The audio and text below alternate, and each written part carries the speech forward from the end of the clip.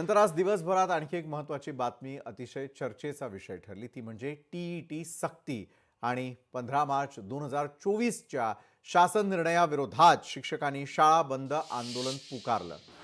पुण्यासह संपूर्ण राज्यभरामधील एकूण 60,000 शाळा आज बंद राहिल्यात, ज्यात खासगी अनुदानित, विना अनुदानित आणि स्थानिक स्वराज्य संस्थांच्या शाळांचा समावेश पाहायला मिळाला।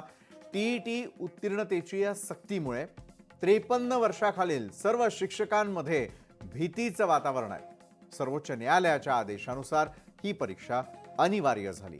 मात्र शिक्षक संघटना राज्य सरकारकडे पुनर्विचार याचिका दाखल करण्याची मागणी करतात। शिक्षक भरती, मुंबई मुख्याध्यापक संघटना, महाराष्ट्र राज्य शिक्षक सेना यांसारख्या संघटनांनी या आंदोलनाला पाठिंबा दिला। त्यांच्या प्रमुख मागण्यांवरती आता आपण नजर टाकायची आहे। बरं, ही नजर टाकली तर प्रमुख मागण्या नेमक्या काय ते आपण समजून घेऊयात। सर्व शिक्षकांसाठी टीईटी उत्तीर्ण होण्याची घातलेली अट समाप्त करणं ही पहिली मागणी।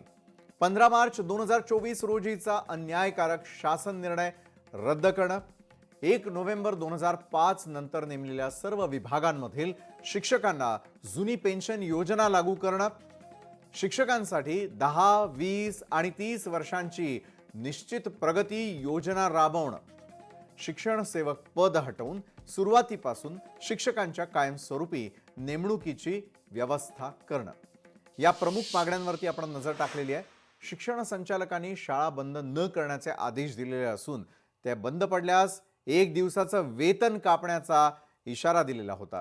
तर दुसरीकडे तोडगा न निघाल्यास 10 डिसेंबरला नागपूर हिवाळी अधिवेशनामध्ये धरणे आंदोलनाचा इशारा शिक्षक संघटनांनी दिलेला आहे।